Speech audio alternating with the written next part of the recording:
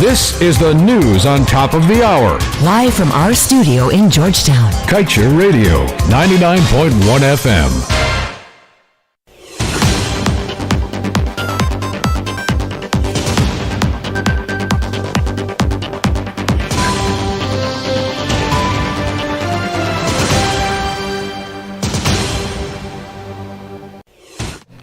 Hey, you're tuned into Kaieteur Radio 99.1, 99.5. This is your nightly newscast, and I'm Kayla King.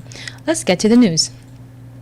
Though several local businesses may be hamstrung by varying factors that hinder their competitiveness in the oil sector, President Irfan Ali has given all assurances that Guyanese entrants will have the support they need to be successful when going up against foreign entities. Ali gave this guarantee during a press briefing yesterday morning at State House. As he made his presentation on the government's plans for economic growth, the president disclosed his intention to have oil companies use local services once they are deemed as competitive. With this in mind, Kaieteur News informed the head of state that several local businesses have been struggling to break into the industry and maintain competitive rates, especially when they are made to go head-to-head with seasoned foreign companies that enjoy concessions galore. Chief Executive Officer of Hess Corporation, John Hess, yesterday spilled the proverbial beans on the Stabroek Block operations when he disclosed that on April 11th last, oil production was curtailed for several days after a gas leak was detected in the flash gas compressor's discharge silencer on board the Liza Destiny's floating production storage and offloading vessel. ExxonMobil, the operator in the Stabroek Block, had in announcing the problem alluded to problems encountered, but did not disclose that it was in fact a dangerous gas leak that had curtailed the operations briefly. Hess gave the disclosure during the first quarter earnings called for this company's sharehold. Head of State President Irfan Ali has ordered that a director at the state-owned Guyana Oil Company, Guy Oil, Akani Blair, and the company's chief finance controller, Sean Prasad, be sent home pending investigations by the police and the Auditor General's office into, among other things, massive corruption at the agency. The investigations relate to a recently unearthed transaction with a private fuel dealer involving some $3.4 million, in addition to another $300 million transaction involving fuel for the Guyana Defense Force.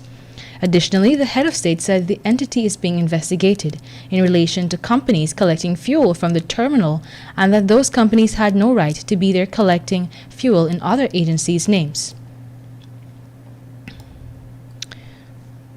Now let's tell you, the Guyana Police Force has issued a wanted bulletin for 21-year-old Shaquan Allen after the decomposed body of his 20-year-old girlfriend, Shawnette Dover, was discovered by ranks in a shallow grave at the back of his Canvas City home in the wee hours of Friday morning. The woman was missing for 28 days, leaving family and friends deeply concerned about her whereabouts. According to the police, Dover's 15-year-old sister was contacted on Thursday evening and was interviewed in the presence of a child care and probation officer. During the interrogation process, Kaieteur News understands that the teen allegedly confessed to the crime and agreed to take investigators to the scene where she said she, along with Shaquan, allegedly buried her sister.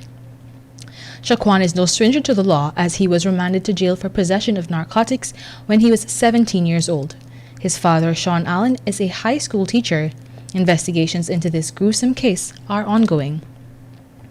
Meanwhile, Vice President Dr. Bharat Jagdeo this past week misled the nation when he provided a briefing on his administration's much-vaunted gas-to-shore project, and has in fact not disclosed the truthful figures on the financial and economic impact on the country. To this end, the Alliance for Change in rubbishing its sentiments expressed by Vice President Jagdeo is calling for more studies to be done on the initiative before the country is left with the greatest and largest People's Progressive Party white elephant. These views were expressed by the opposition's Shadow Minister for Oil and Gas, David Patterson, himself a former minister with responsibility for the sector, during a party press engagement on Friday. The Pan American Health Organization has flagged South America for the alarming number of COVID-19 cases and deaths that are being recorded. At a COVID-19 press briefing on Wednesday, PAHO's director, Dr. Carissa F. Etin, stated that over the past week in the Americas, more than 1.4 million people were infected with the virus and 36,000 died. In addition, the director noted that health systems, especially those in South and Central America, are struggling to cope, given the high influx of patients. Generally, the Americas have been seeing high numbers of deaths and infections, but they are spiking across South America at an alarming rate. On multiple occasions, it has been reported that the government will not tighten certain measures in a bid to balance the sustainability of businesses and public health. This leaves a fundamental question unanswered. Will Guyana only follow suit when the pandemic has escalated beyond control? Executives of U.S. oil major ExxonMobil on Friday during the company's first quarter earnings called for shareholders and investors boasted of reduced emissions from their operations globally, and has, in fact, credited the first quarter of the year as being its most reliable and best managed operations ever. Its reports, however, did not acknowledge the company's troubles in Guyana, where the flash gas compressor on board the Liza Destiny floating production, storage, and offloading vessel has led to numerous instances of flaring of toxic pollutants into the atmosphere from its Stabroek Block operations. Now let's tell you, for the past several months, the government of Guyana has been reportedly withholding the Georgetown Mayor Yuvraj Narayan's $75,000 stipend. Narayan, in an interview with this publication, stated that since October 2020, his stipend was halted by the government. He also said that the town clerk and other executives of the local organ of the Georgetown municipality are experiencing similar issues. The mayor said, $75,000 won't mind me, but it's the victimization from the government to the Georgetown municipality. He further added that since his stipend was halted, he spoke to Minister of Local Government and Regional Development, Nigel Dharamlal, several times concerning the issue, but nothing has changed. At this time, we tell you, former Ethnic Relations Commissioner Pandit Deodat Prasad has recommended stronger penalties for public officials who make racially insensitive comments. Following the expiration of the Ethnic Relations Commission's Board of Commissioners last week, Prasad published a list of changes needed within and outside of the ERC in a bid to foster better ethnic relations in Guyana. While speaking to Kaieteur News yesterday, the former commissioner expounded on his recommendation, stating that the stronger penalties are essential since many loopholes allow public officials to get off with making insensitive statements.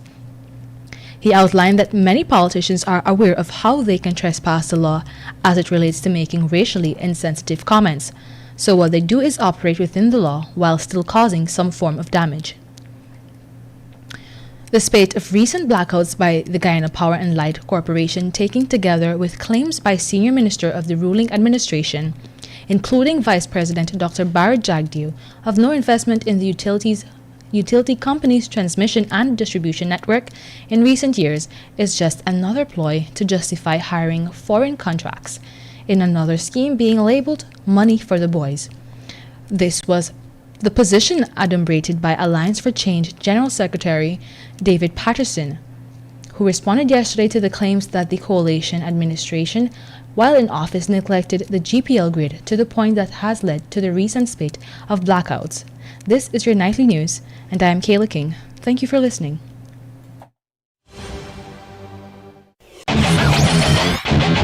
Want value for your advertising dollar? Then place your ads on Kaieteur Radio's Newscast.